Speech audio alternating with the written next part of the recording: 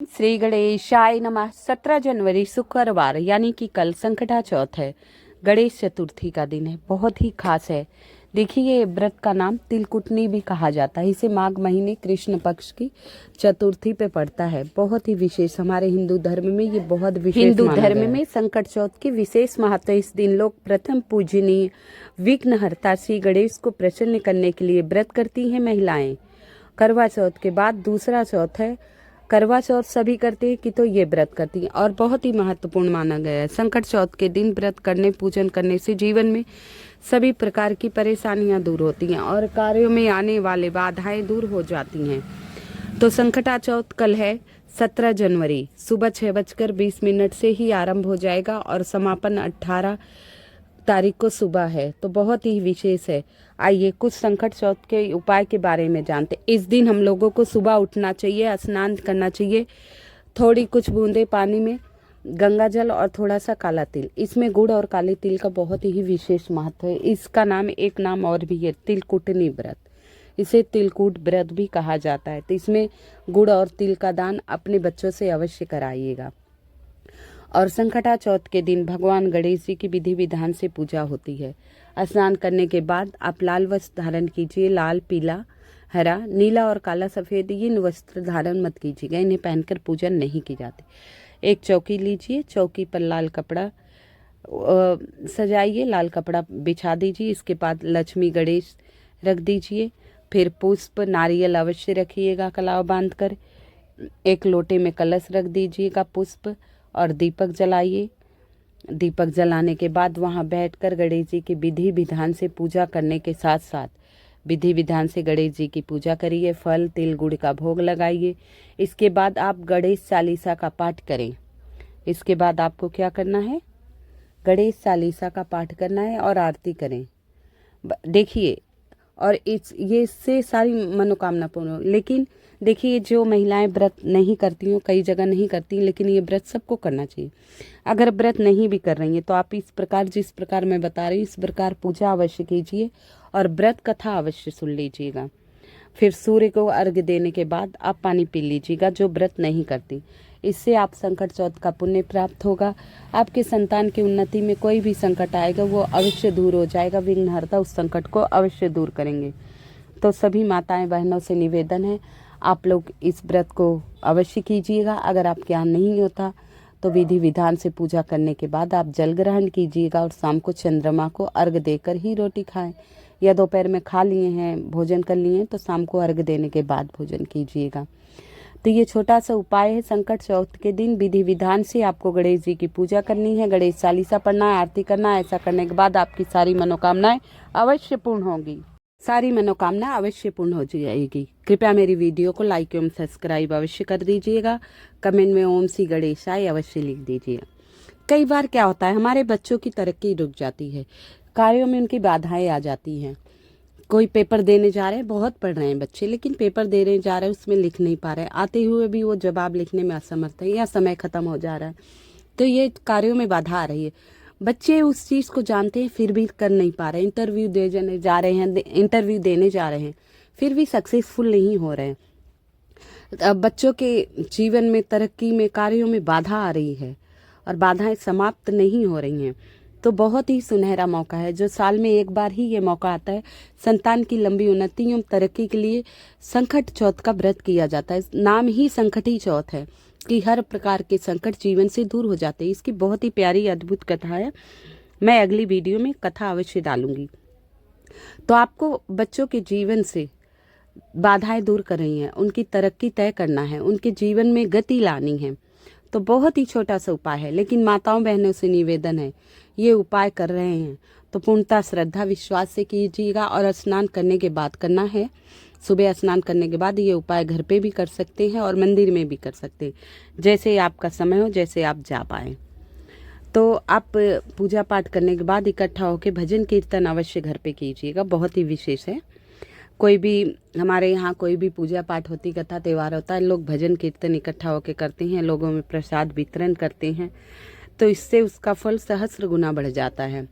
4 लोग आएंगी, गणेश जी के कीर्तन भजन करेंगी, चौथ माता के गुण गाएंगी, तो आपके घर में सकारात्मक ऊर्जा का वास होगा और आपके घर में सदा सुख समृद्धि शांति बनी रहेगी। तो आइए उपाय के बारे में बात करते हैं। बच्चों के जीवन में तरक्की और कार्यों में बाधाएं दूर हों, कार्यों में आ रही बाधा समाप्त हो, तो आपको क्या करना है। संकट चौथ के दिन स्नान ध्यान करने के बाद प्रतिदिन के कार्यों से निवृत्त होकर आपको प्रभु को 2 साबुत सुपारी बहुत विशेष है, और 2 हरी इलायची। गणेश जी को हरी इलायची भी अत्यंत प्रिय है, तो 2 सुपारी 2 हरी इलायची गणेश जी को अवश्य समर्पित कीजिए। हो सके तो संतान के हाथों से समर्पित कराइए, या आपके पुत्र बाहर रह रहे हैं, बच्चे आपके बाहर रह रहे हैं, तो माताएं उनके लिए समर्पित करें और गणेश जी से अर्जी लगाएं।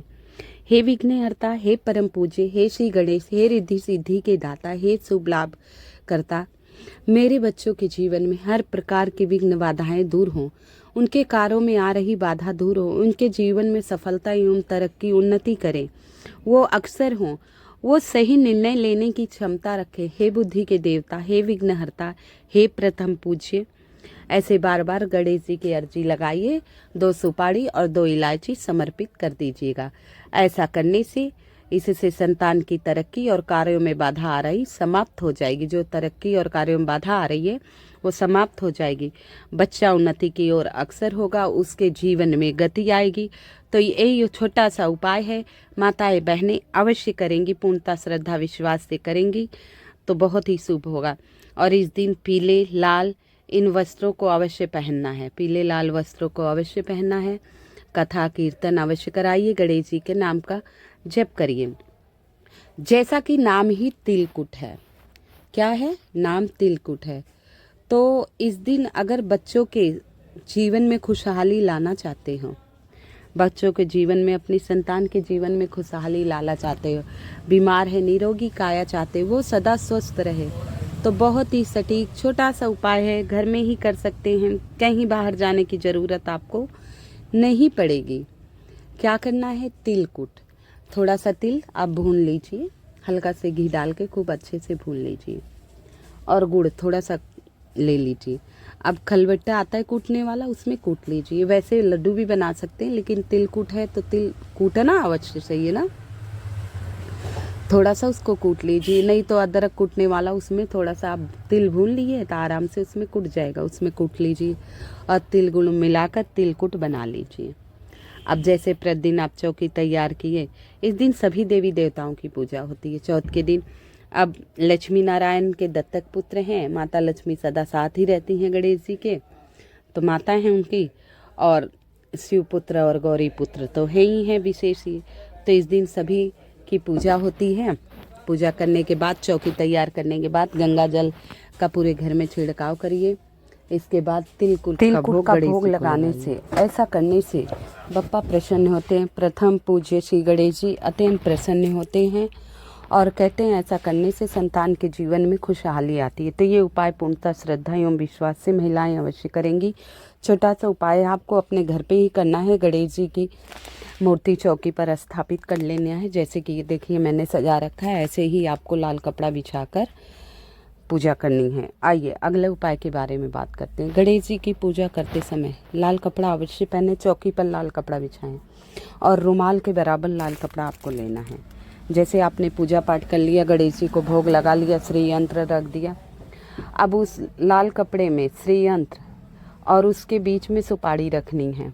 पूजा के बाद लाल कपड़ा रखें, उसमें श्री यंत्र रखें और सुपारी रखें। फिर ये श्री यंत्र सुपारी की पूजा करें। पूजा करने के बाद भगवान श्री गणेश की इस मंत्र का जाप करें। ओम गण गणपतये नमो नमः 108 बार। ओम गण गणपतये नमो नमः 108 बार इसका जाप करने के बाद जब तक जोत जले वो पोटली वहीं रहने देना, श्री यंत्र और सुपारी वाली। जब जोत बुझ जाए उसके बाद वो पोटली उठा के गणेश जी का ध्यान करते हुए अपनी तिजोरी में रख दें। ऐसा करने से आपके घर में धन दौलत में वृद्धि होगी, सदा तरक्की बनी रहेगी। आइए बहुत ही प्यारा सा एक छोटा सा अंतिम उपाय बताएंगे और सभी महिलाओं से निवेदन है, व्रत करें या ना करें, व्रत कथा अवश्य सुने। व्रत कथा सुनने मात्र से आपकी संतान की तरक्की और उन्नति तय होती है। भगवान गणेश जी व्रत कथा से ही प्रसन्न हो जाते हैं। छोटे छोटे उपाय हमें जीवन में अवश्य करना चाहिए। सभी महिलाओं से निवेदन, अगर आप उपाय भी नहीं करें, व्रत कथा भी नहीं सुने, तो अपने बच्चों को हाथ से रेवड़ी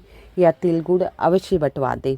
तिलकुट व्रत है, बहुत ही विशेष सटीक व्रत है, साल का बहुत ही महत्वपूर्ण दिन है। तो आप इस खास दिन पे छोटा सा उपाय कर लीजिएगा। गणेश जी की मूर्ति चौकी पर आप स्थापित कर ही रखें, तो उत्तर दिशा की तरफ उनका मुख होना चाहिए, स्थापित कीजिएगा। और उन्हें हरी दुर्वा, दुर्वा गणेश जी को वैसे ही बहुत प्रिय है, और चौथ का दिन है, सोने पर सुहागा, तो दुर्वा उस तरह भी आपको समर्पित अवश्य करना है, अर्पित करें। इसके बाद किसी लाल रंग के आसन पर बैठे, किसी लाल रंग के आसन पर बैठे। उसके बाद 108 बार ओम नमो भगवते गजाननाय मंत्र का जाप करें। ओम नमो भगवते गजाननाय नमः, ओम नमो भगवते गजाननाय नमः। इस मंत्र का 108 बार जाप करें। ऐसा करने से आपके जीवन की समस्त परेशानियां दूर होंगी। गणेश जी आपके जीवन की सारी समस्याएं दूर कर देंगे। अब शाम को चंद्र को अर्घ्य दिया जाता है। बिना अर्घ्य के ये व्रत पूर्ण नहीं होता। चौथ माता की पूजा होती है और शाम को अर्घ्य देने के बाद ही व्रत का पारण होता है, पानी पिया जाता है। इसका नियम तो यही है, लेकिन आप शारीरिक तौर पे कमज़ोर हैं तो आप दोपहर में व्रत सुनकर, कथा सुनकर चाय पानी पी सकते हैं। वैसे रात्रि में ही इसका नियम है। और चंद्र को अर्घ्य देते समय उसमें थोड़ा सा दूध, कुछ अक्षत, साबत अक्षत, 11 अक्षत गिन के रख दीजिएगा। 11 अक्षत के दाने गिन के रख दीजिएगा। और तिल, आपको तिल अवश्य डालना है। इस स्टील के लोटे में लीजिएगा। तांबे में दूध नहीं रखा जाता, विष के बराबर माना गया। अगर तांबे के लोटे में दूध डालकर अर्घ्य देंगे तो आपको फ़ायदा नहीं होगा। तो आप स्टील के लोटे में दूध डाल के चंद्रमा को अर्घ्य देना। ओम चंद्रदेवाय नमः, ओम चंद्रदेवाय नमः। पहले आरती उतारेंगे, फिर चंद्रमा को अर्घ्य देंगे, फिर वहीं खड़े होकर 7 बार परिक्रमा करेंगे। थाली में आप चौमुखी दीपक, 4 काले तिल के लड्डू और 4 शकरकंदी जो कटी पिटी खंडित नहीं होनी चाहिए, और 4 प्रकार के फल, मिठाइयाँ जो आपकी सामर्थ्य उस अनुसार लीजिए, लेकिन तिल के लड्डू और शकरकंदी, चौमुखी दीपक, 1 लोटा अर्घ्य के लिए जल और गणेश जी को चढ़ाने के लिए दुर्वा, सुपारी, ये सब अवश्य ले लीजिएगा। इसके बाद पूजा कीजिए और चंद्रमा की आरती उतारिए चौमुखी दीपक से। फिर बच्चे को अपने तिलक लगाइए। इसके बाद आप अपनी पूजा करने के बाद अंत में कहिएगा, हे प्रभु, जितना सामर्थ्य था, जितनी सद्बुद्धि थी, मैंने आपकी पूजा की। पूजा करते समय, आरती करते समय, चालीसा पढ़ते समय, पूजा विधि में जो भी कमी हो या कोई भी पूजा करते समय गलती, उस गलतियों को क्षमा करना, मेरी पूजा सदा स्वीकार करना और मुझ पर अपनी कृपा बनाए रखना। मेरे आंचल खुशियों से भरा रहे, सदा मांगी कोखी जुड़ रही, नाती पोती सोनक पालम झूला झूले, चांदी कट दूध पिए। ऐसे सौभाग्यवती होने का फल मांगिएगा और कहिएगा, चौ दियना चौ बाती रे, आज सकल की राती रे। आज सकल की रात है जब मेरे बच्चे दुखी हो, सुखी हो जाएं, हर विघ्न बाधा संकट से दूर रहें, बिछड़े हो तो मिल जाएं। हे बाबा, उन पर अपनी कृपा बनाए रखना। ऐसे कहते हुए आप पूजा कीजिए। आप सभी को संकट चौथ की हार्दिक शुभकामनाएं। भगवान गणेश जी की कृपा आप सभी के संतानों पर सदा बनी रहे। कृपया मेरे वीडियो को लाइक एवं सब्सक्राइब अवश्य कर दीजिएगा। ओम श्री गणेशाय नमः।